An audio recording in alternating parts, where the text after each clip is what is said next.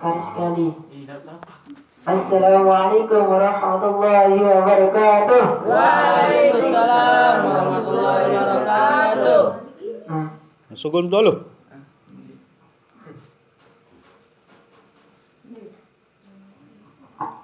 Alhamdulillahirabbil alamin. Wassalatu wassalamu ala asrofil anbiya'i wal mursalin wa ala alihi washabbihi ajma'in. Alhamdulillahirabbil alamin. Wassalatu wassalamu ala asrofil anbiya'i wal mursalin wa ala alihi washabbihi ajma'in. Alhamdulillahirabbil alamin. Wassalatu wassalamu ala asrofil anbiya'i wal mursalin wa ala alihi washabbihi ajma'in. Kami apa kena alhamdulillah kan selawat 10 kali. Supaya kita merasakan gimana caranya kita bersyukur kepada Allah Subhanahu wa Ta'ala. Kalimat syukur itu dengan mengucapkan Alhamdulillahirabbil alamin. Pertama-tama marilah kita panjatkan rasa puji dan syukur kita kepada Allah Subhanahu wa Ta'ala yang telah memberikan kita banyak sekali macam kenikmatan yang kalau kita hitung itu la tuhsuha, kita tidak bisa menghitungnya. Sayyidina Abu Bakar As-Siddiq radhiyallahu anhu, beliau pernah berkata, jikalau kita jadikan pohon yang ada di dunia ini sebagai pena untuk menulis nikmat pada nikmat-nikmat Allah, niscaya kita tidak bisa menghitungnya. Dan kita jadikan al-bahru atau air laut itu kita jadikan sebagai tintanya untuk kita tulis nikmat-nikmat Allah yang ada di dunia ini, maka niscaya kita tidak bisa menghitungnya. Maka dari itu caranya kita bersyukur kepada Allah dengan cara mensyukuri semua nikmat-nikmatnya itu dengan cara kita bertakwa. Apa arti takwa? Mengerjakan perintahnya dan menjauhkan segala larangannya. Kedua kalinya salawat beserta salam tak lupa pula kita haturkan pada junjungan alam Nabi yang paling mulia, yakni Nabi besar kita Nabi Muhammad sallallahu alaihi wasallam. Mari kita berselawat kepada beliau dengan ucapan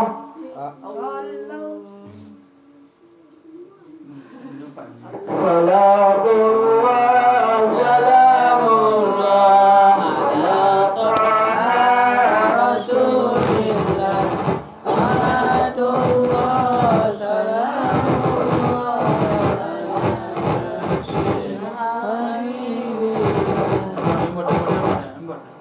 Mati dulu. Coba. Salatullah salamullah ala taha Jalan coba. rasulillah. Salatullah Nyalain itu. salamullah ala yasin habibillah. Salatullah salamullah ala taha rasulillah. Salatullah salamullah ala yasin habibillah. Nah, alhamdulillah kan kita semua sudah tahu bahwasanya barang siapa yang berselawat kepada Nabi 1 kali, maka Allah akan 10 kebaikan. memberikannya 10 macam kebaikan. Tetapi alhamdulillah luar biasa kita berselawat pada bulan suci Ramadan. Nah, dijelaskan oleh Al-Imam Syekh Abdul Qadir Al-Jalani mengatakan bahwasanya barang siapa yang berselawat 1 kali di bulan suci Ramadan, maka Allah akan lipat gandakan pahalanya itu menjadi 70 kali lipat. Nah, jadi kan 3 kali kita berselawat, 70 dikali 3 sama dengan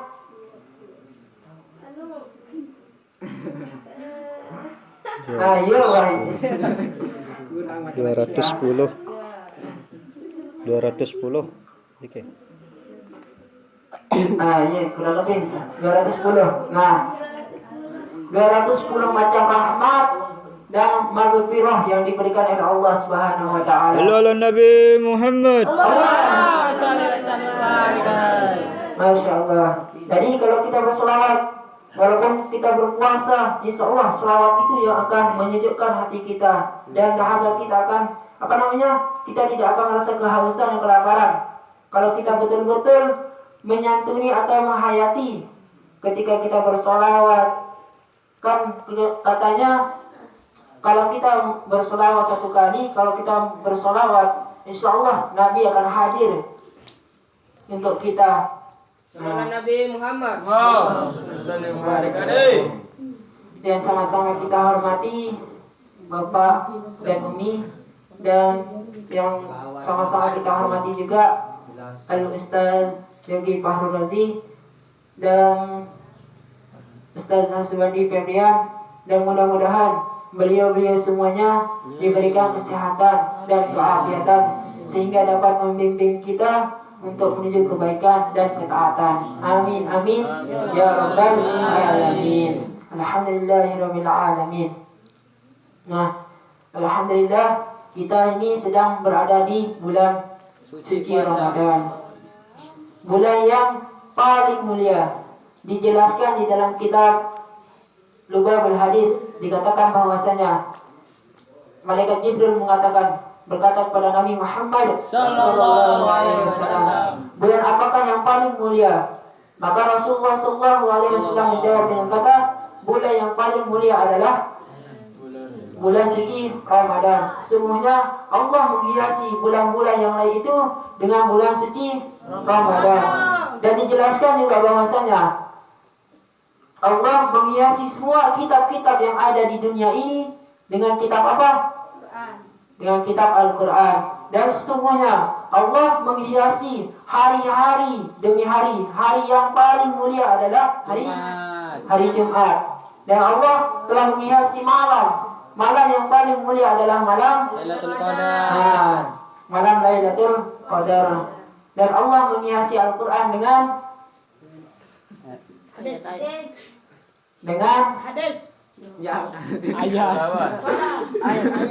hadis, sholat, terus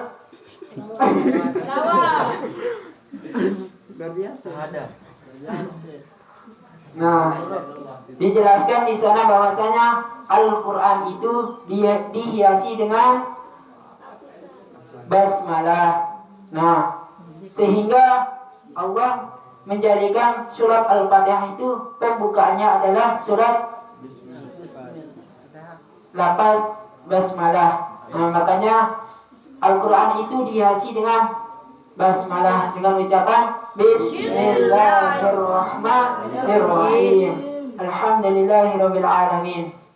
Nah, makanya semua yang ada di dunia ini pasti ada yang lebih unggul, pasti ada yang lebih baik, dan pasti juga ada yang lebih buruk. Makanya Allah menciptakan dunia ini dan isinya itu berpasang-pasangan. Ada yang laki, ada yang perempuan, ada yang baik, ada yang buruk. Belum tentu orang yang kita kenal itu baik di sisi manusia, belum tentu baik juga di sisi Allah. Dan orang yang kita kenal itu buruk di pandangan kita, belum tentu di sisi Allah itu buruk.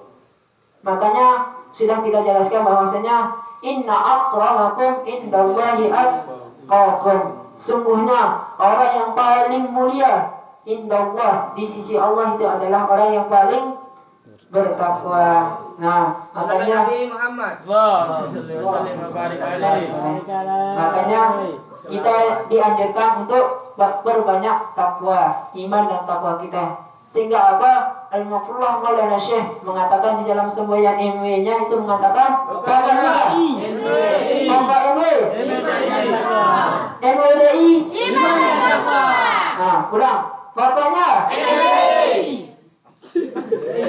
Pokoknya NW dulu. Ini caranya. Pokoknya NW.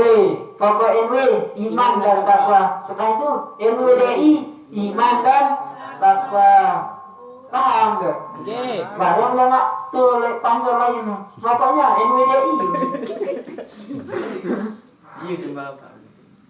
Nah, itu dijelaskan, itu sudah dipesan sama Tuan Guru Bajang. Itu sembayanya. Jadi pokoknya NW, pokok NW iman dan takwa. Terus kita tambahkan NWDI, iman dan takwa. Nah, itu kurang lebih. Nah, coba ya, paham kan nih? Coba, bapaknya NW, bapak NW, Iman dan takwa. NWDI, Iman dan takwa. NWDI, Iman dan takwa. NWDI, Iman dan takwa. nah, iman dan takwa. Yang paling mulia itu adalah iman dan takwa. Makanya Allah selalu mengajarkan kita untuk meningkatkan keimanan dan ketakwaan kita kepada Allah Subhanahu wa taala. Dengan cara apa? Nah, dengan cara kita beribadah, menjalankan apa yang sudah dipesan, yang sudah disuruh oleh Allah, perintah segala perintah-perintahnya, dan kita menjauhi semua apa yang dilarang oleh Allah Subhanahu wa taala. Nah, cuma itu yang dapat yang sampaikan.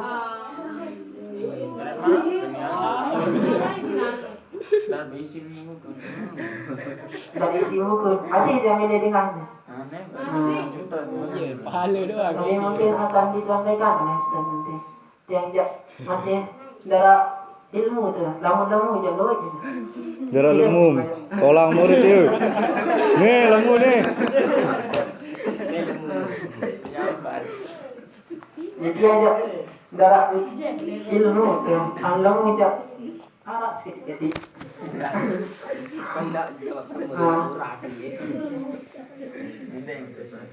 Tapi karena ini amanah dari beliau,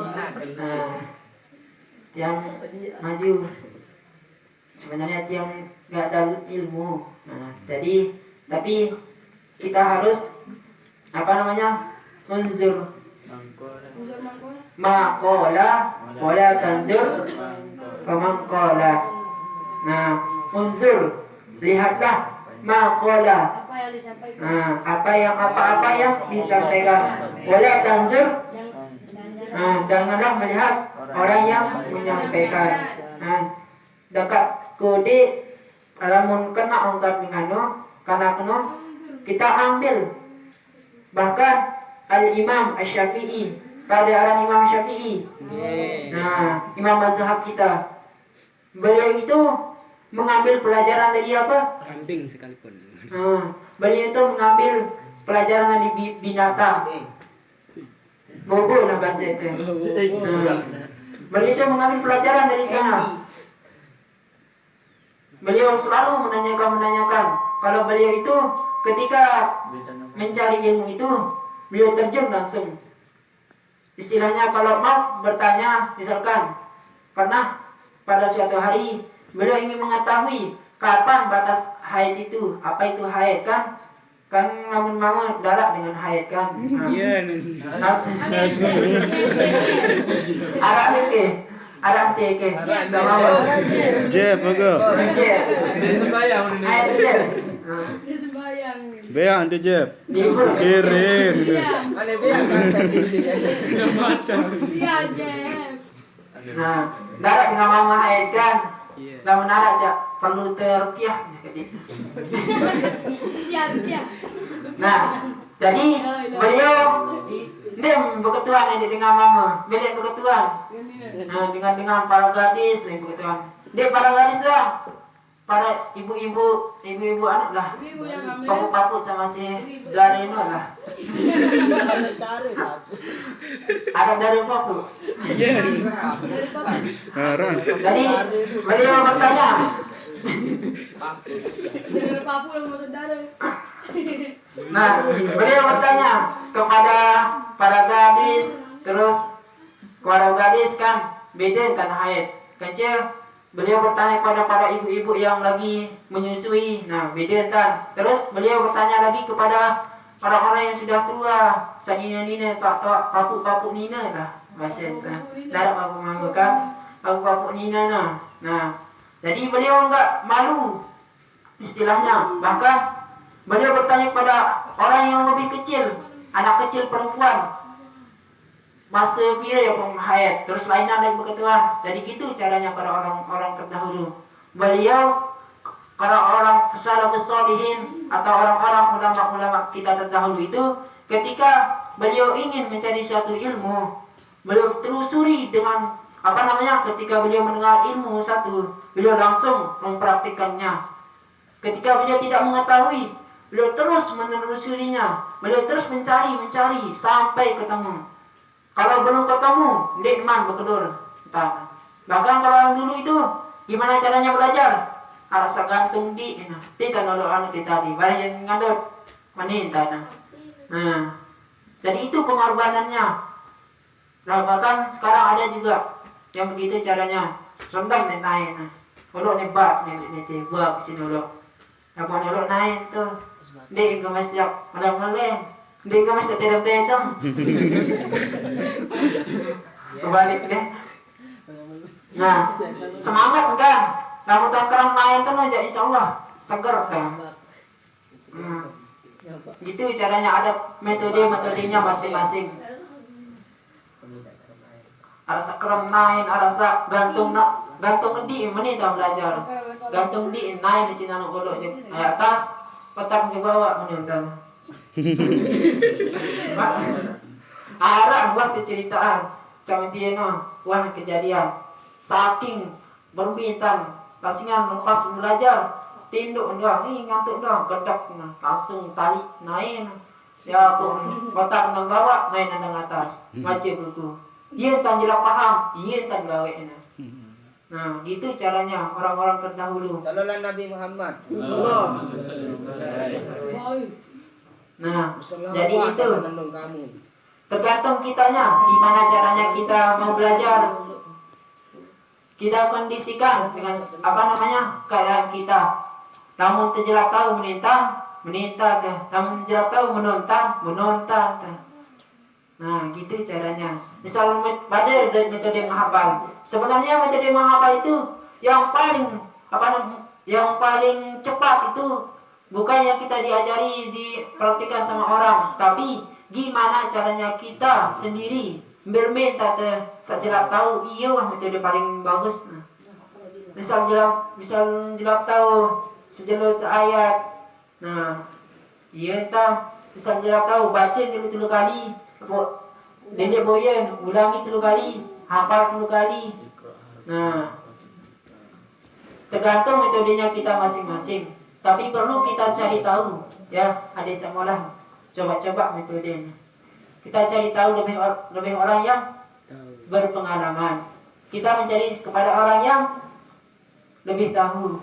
Ngerti ya? Kita mencari tahu terhadap orang yang lebih tahu. Tahu ya, tahu ya, ngerti deh. Nah, fas'alu ahla zikri in kuntum la ta'lamun. Firman Allah Subhanahu wa taala, fas'alu ahla zikri, bertanyalah kepada ahla zikri, kepada ahlinya, ya, ahli ilmu. Misal kita tahu sesuatu, bertanya jadi ahli ilmu. Kalau kita menanyakan tentang ilmu agama, kita cari para ulama, kita cari para salafus sholihin, para orang yang soleh. Nah, misal kita tahu, kita tanya ustaz kita, para tuan guru kita. Nah, namun dia tahu, kebetulan dia bapak, kebetulan dia ustaz. Namun ahli zikri kan, misalnya nih, dia tahu ilmu matematika, kebetulan dia ibu ngajar matematika, ndak tuh berketuan misalnya nih matematika nih pelajaran apa saya tahu yang berketuan misalnya nih guru agama dia berketuan tahu apa dia berjawab. Nah, fas'alu ahla zikri, bertanyalah kepada ahli ilmu. Pada net corona nih, bahkan guru Bajang mengatakan apa yang perlu kita kita khawatirkan dari vaksin ini. Kita sudah cari di para ulama atau MUI sudah menyediakan atau memberikan sertifikat halal. Terus dari kesehatan sudah menyatakan bahwa itu tidak mengandung unsur bahaya. Dan bahkan para ulama itu memberikan kita sertifikat halal katanya beliau. Jadi kita jangan tidak usah ragu katanya. In kuntum la ta'lamun. Jika kita tidak mengetahui, kita tanya kepada orang yang punya ahli ilmu. Nah, cuman itu ada tulis. Nah, sebenarnya ada tulis dia lagu ditemani baik. Nah. Mungkin cuman itu yang dapat yang sampaikan. Kurang lebihnya mohon dimaafkan. Yang benarnya itu datang dari Allah Subhanahu wa taala, dan yang kekurangan atau kehilafannya itu hanya semata-mata dari tiang pribadi. Nah, mungkin ada yang disampaikan oleh Ustaz nanti. Nah, mohon didengarkan ya. Sami'na wa ta'na. Dengarkan dan laksanakan. Kita dengarkan apa yang beliau sampaikan. Ta'zim, kena ta'zim. Di dalam kitab Ta'limul Muta'alim dijelaskan bahwasanya kalau seorang murid itu sedang belajar, terus ada gurunya yang menyampaikannya sesuatu ilmu, maka kita diharamkan. Syekh Az-Zarnuji mengatakan di sana mengharamkan kita untuk berbicara. Terharamkan kita sebagai siswa atau tulab, orang yang menuntut ilmu itu untuk berbicara ketika ada orang di depan berbicara. Lebih-lebihnya kita bapak yang berbicara nanti, siapapun yang berbicara di depan kita hargai dan hormati, ya. Berusahalah untuk menjadi menghormati orang yang di depan. Kalau kita sekarang sudah menghormati, insya Allah kita akan dihormati nanti. Nah, ngerti kan? Paham deh. Nah, kuraya Ustaz cuma itu. Akhirul kalam. Wallahul muwaffiq wal hadi ila sabilir rasyad. Assalamualaikum warahmatullahi wabarakatuh.